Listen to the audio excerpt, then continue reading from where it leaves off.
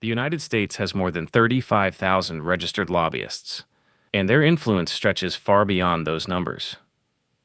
Lobbying is often invisible, quiet, and legal, yet it has shaped the laws that govern every aspect of American life, from banking to healthcare, agriculture to defense. Behind the scenes, corporations have transformed legislation into instruments of profit, creating rules that favor their interests while shaping national priorities. Understanding America's laws requires understanding the invisible architects who wrote them. The story begins in the early 19th century. As corporations emerged, they sought protection, privileges, and frameworks that allowed them to grow. Railroads, banking conglomerates, and manufacturing firms quickly realized that laws could be as powerful as markets. They invested time, resources, and influence in shaping legislation at both state and federal levels. Early examples include the charters that granted monopolies to railroads, the tariffs that protected manufacturing, and banking laws that created favorable lending conditions. These policies were not accidents. They were carefully engineered by corporate actors working behind the scenes. By the late 19th century, the Industrial Revolution had expanded corporate influence exponentially. Railroads, steel manufacturers, and oil companies dominated the economy, but they also dominated politics. Lobbyists, often former politicians themselves, provided expertise, strategy, and connections to ensure that legislation aligned with corporate priorities. The Sherman Antitrust Act of 1890, ostensibly designed to curb monopolies, was simultaneously shaped by corporate interests to allow loopholes for powerful firms. Legal texts were drafted, amended, and negotiated in smoke-filled offices and private chambers, far from public scrutiny. Banking and finance became prime examples of this dynamic. Regulations, taxes, and charters were manipulated to favor large banks and investment houses. Corporate lobbyists ensured that small competitors were disadvantaged while major financial institutions gained legal protections, preferential rates, and access to public funding. The Federal Reserve itself, created in 1913, was influenced by private bankers who understood that legislation could institutionalize their influence over national monetary policy. Laws, when designed strategically, became tools of both economic growth and private advantage. The 20th century accelerated this influence. During the New Deal era, corporate lobbying did not disappear. It evolved. Large firms engaged with Congress and executive agencies to shape the very structure of relief programs, financial regulations, and labor laws. Corporations learned to work within government, framing their interests as national priorities. The Social Security Act, labor protections, and banking regulations were shaped not only by elected officials, but also by corporate advisors who negotiated language, exceptions, and compliance frameworks. These subtle interventions allowed corporations to benefit while maintaining the appearance of public good. Defense and war industries exemplify the symbiosis between lobbying and legislation. During both world wars, corporations engaged in lobbying to secure government contracts, subsidies, and tax incentives. This practice institutionalized the military-industrial complex, a network of firms whose profits depended on government policy. Corporate influence extended to post-war spending, weapons development, and foreign policy legislation. Ensuring that economic and strategic goals were aligned, lawmaking became a channel for sustaining industrial power at national and global scales. Healthcare and pharmaceuticals followed a similar trajectory. Early 20th century reforms intended to expand access and regulate costs were quietly shaped by lobbyists representing medical associations, pharmaceutical companies, and insurance firms. Regulations, tax codes, and intellectual property laws were tailored to protect corporate interests while limiting competition. Lobbyists translated complex corporate goals into legal language, embedding profit motives into the law itself. Corporate lobbying did not limit itself to industry-specific rules. Tax codes, environmental regulations, and energy policies were all shaped by private interests.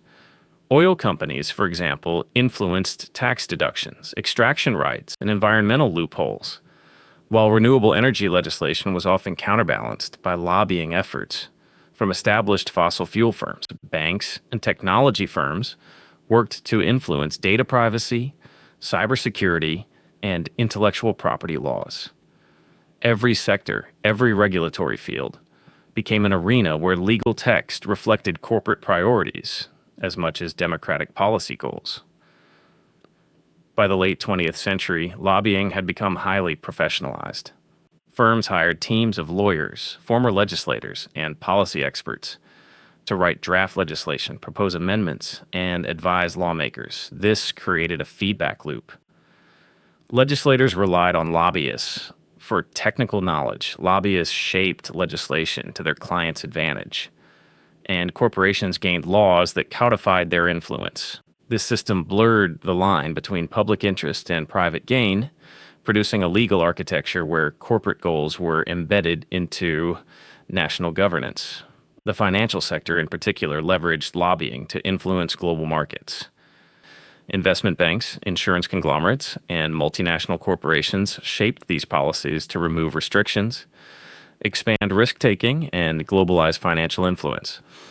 The result was unprecedented economic growth for select firms, but also systemic vulnerabilities that would culminate in the 2008 financial crisis.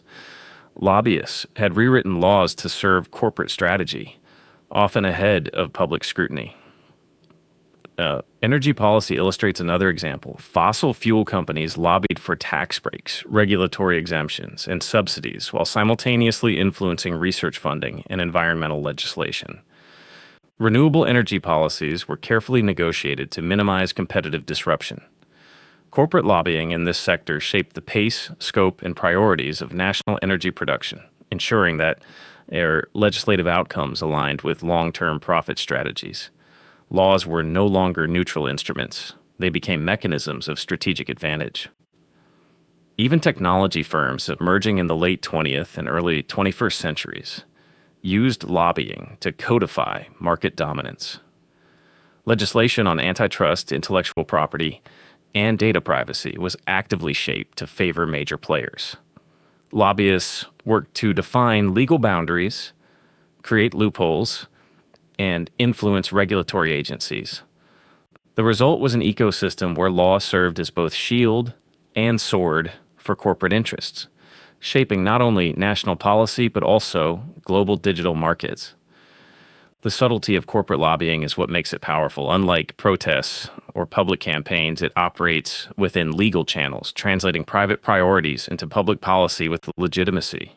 It uses expertise, timing, and political relationships to embed corporate goals into the architecture of governance. The public rarely sees the hand behind the text, yet the effects are tangible. Campaign financing became an extension set of this influence. Corporations invested in electoral processes, funding candidates aligned with their interests. Political action committees, peaks, and later super PACs amplified this effect, ensuring that those who wrote laws were responsive to corporate priorities. Influence became structural.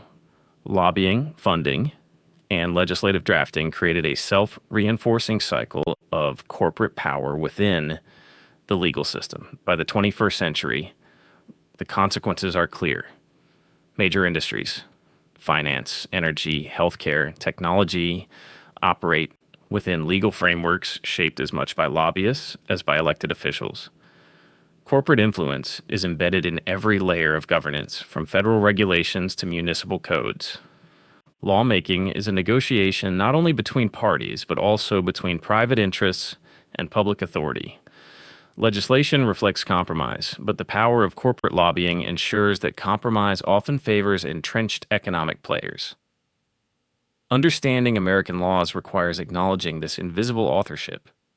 Behind statutes, regulations, and legal codes lies a network of corporate influence that has quietly structured the economy, politics, and social priorities. Lobbyists translate private interests into public rules, shaping the nation without public debate. creating an architecture where corporate priorities are systematically embedded. Corporate lobbying has shaped both opportunity and limitation. It has created efficient markets, incentivized investment, and generated economic growth. But it has also entrenched inequality, limited competition, and concentrated power. The laws that govern daily life, from banking to healthcare, taxation to energy, reflect a dual authorship: elected representatives and the private actors who quietly guided their pens.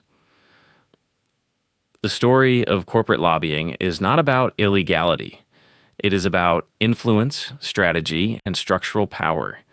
It demonstrates how private interests can embed themselves in national governance without breaking a law, shaping a country's policies, economy, and global influence.